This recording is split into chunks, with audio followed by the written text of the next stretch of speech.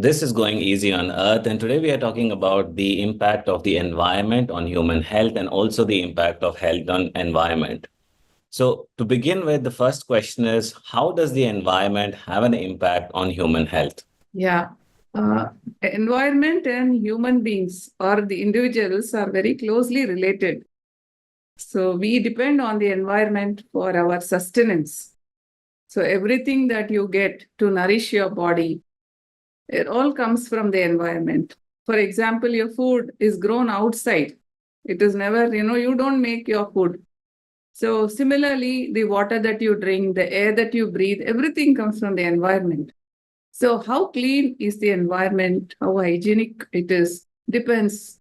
It is proportional. Your health is related directly to the cleanliness or the hygiene that you maintain in and around you and generally in the environment. So, I think we see a lot of drastic changes happen when it comes to the change within the environment. We see a lot of news and reports on how the air is more polluted, the levels of pollution increase, water pollution increases, soil pollution increases. So, how does this negative change in the environment have an impact on human health? As you know, every year it's an annual affair for Delhi in the month of October, November, when they burn a lot of stubble.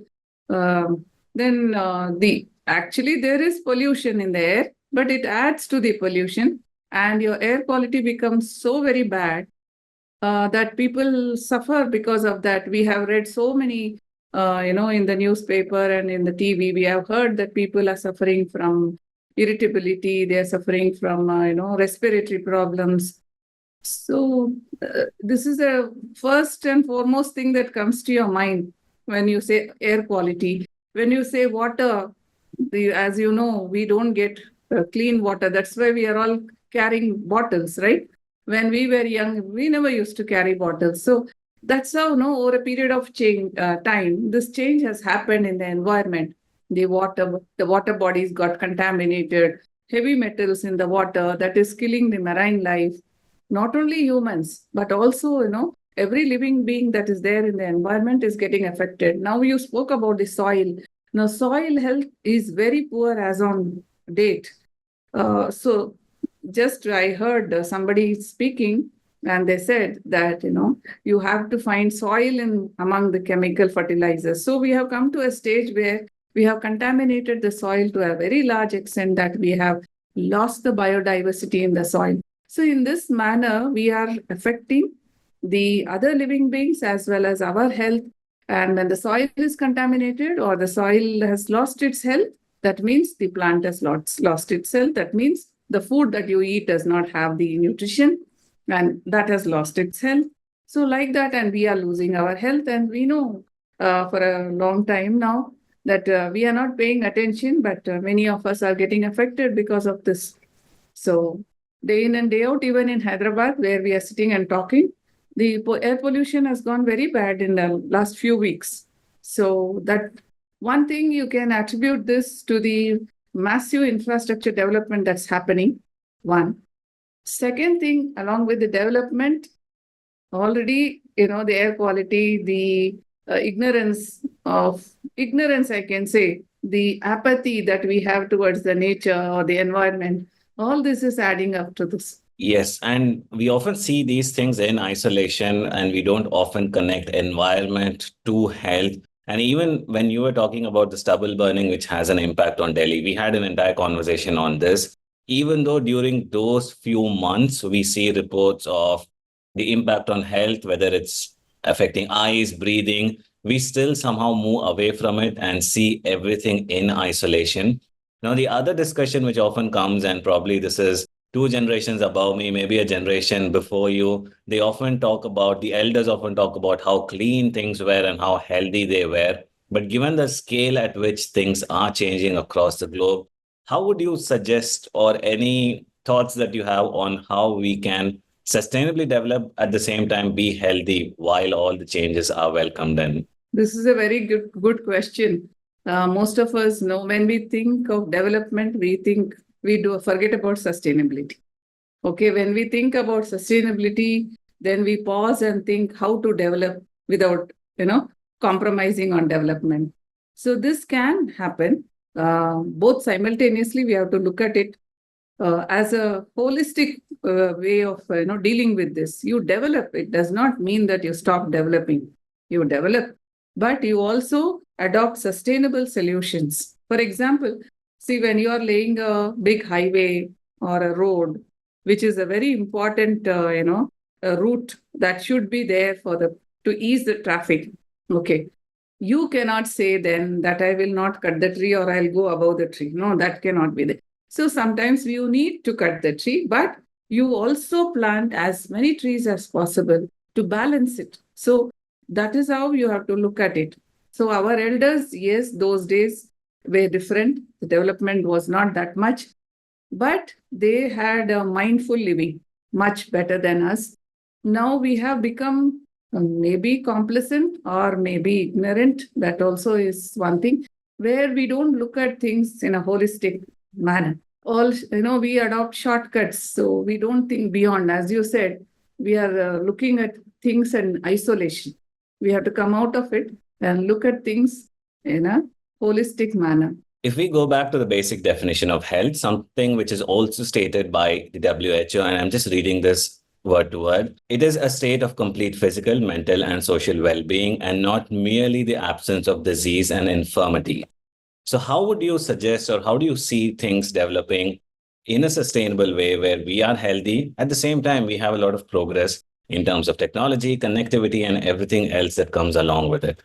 So WHO has clearly stated that it's not just absence of disease or an infirmity, but it's the overall well-being of an individual. Similarly, we have across the globe some ancient civilizations which followed this kind of a principle. And the Greece, they connected the health of an individual in relation to the environment, the unity of the body, soul, and mind, which again you find it in the Eastern Oriental streams of medicines like Chinese, the Indian. And in Ayurveda, it also, it speaks about how holistically you have to address your health. It's not just absence of a disease. It is not just the physical part of your body. It is also to deal with your emotions, to deal with your mind. So like this, and also detect the disease before the disease, actually you contact the disease. So these holistic approaches, we already have this. So if we follow those ancient systems which are still relevant, even today, so we have to be mindful of that, and we have to follow those things which it suggests the sustainable way. For example, Ayurveda says what to eat, what not to eat for your health. Okay, what to eat, and it says you eat that is seasonal, you eat that is regional, and you eat that is chemical free. That is so relevant today. We are all suffering because we are eating chemically laden food. And when it comes to Indians, we are eating more of chemicals in our food than any other country, or say an average American. We are eating 15% more chemicals in our food. We are taking in and day out. And then when you look at the seasonal and the regional, it makes so much of a sense. See, in our previous podcast, we were talking about food miles and processed food and all these things. So what does it mean? Food miles is, the food is traveling such a huge distance, long distance till, from the place it is produced to the place of consumption. So like this, if we look at our ancient practices or Ayurveda, it says that you eat regional, seasonal. Now, seasonal, why does it say? Because nature is providing you that vegetable, that fruit in that particular season. Nature is trying to nourish you with that so that you can face the changes in the season. Okay. So how can you face the changes in the season is by consuming the right type of food, living the right type of a lifestyle. Instead of, having the same lifestyle 365 days a year and consuming the same food 365 days a year, all our elders have been doing, all our ancestors have told us all these things. We are still practicing, but somewhere we are not mindful of this, or we do not know the logic why we are doing it.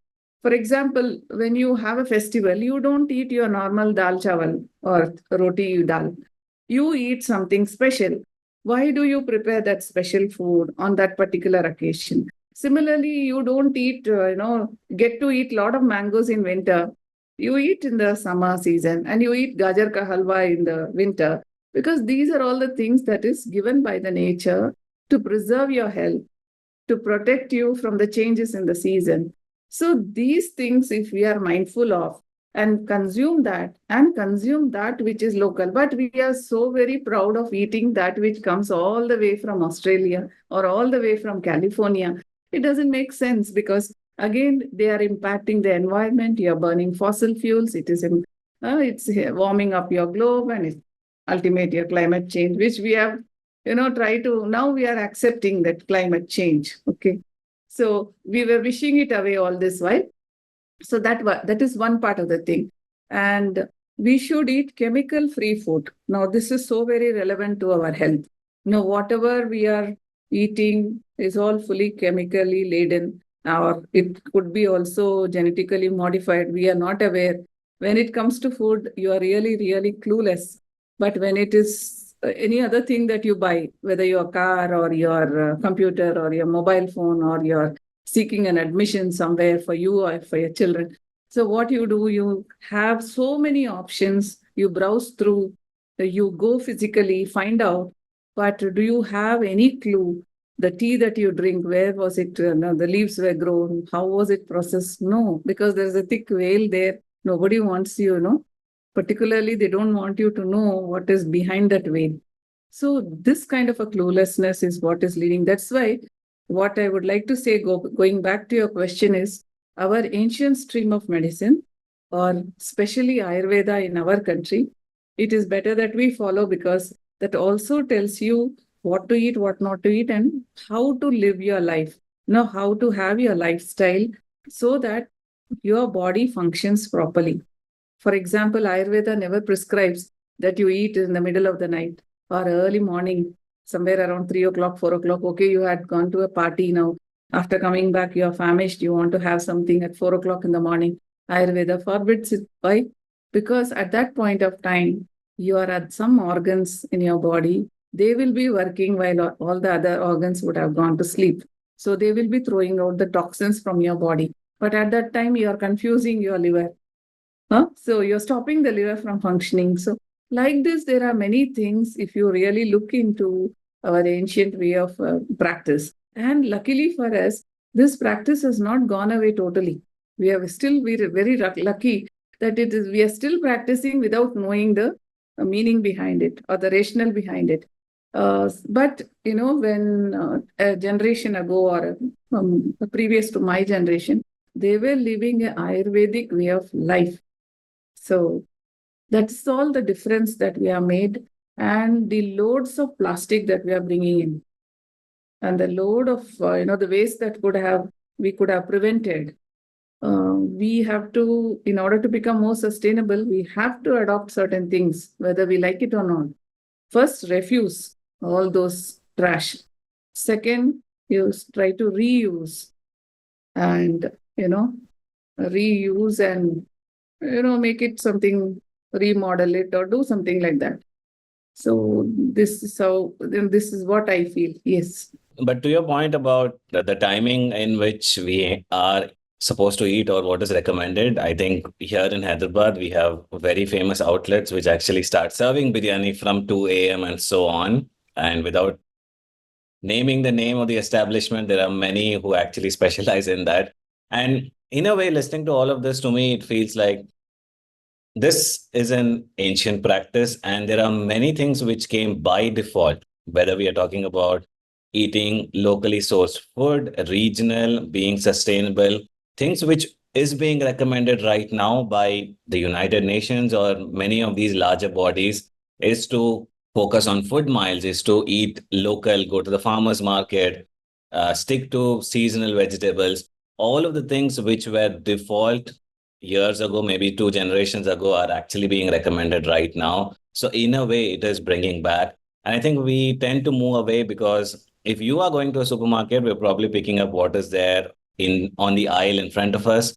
or what the app that we often use suggests. So I think there are many changes that I can see that we can implement, and we can start asking questions why we have seasonal vegetables. To your point, why is gajar ka halwa served predominantly during the winter? What influences a local cuisine, the ingredients which go in? I think there's a lot that we can get into, and there are many actionable things that we can start doing. Because to your earlier point about planting several trees as a replacement to one tree, we often look for the governments or somebody else to do it. But there are many things that we can do with the choices that we make, and looking into Ayurveda and more sustainable practices which are there in the past can be a right way to go. So, as we close out, is there any closing note that you would like to leave us with before we wrap up this conversation? Yeah, buy local, think global. This is what I can say. This is a very common saying that you must have heard many a times. But how relevant it is today when we are talking about, our health, environmental health, and global health as such.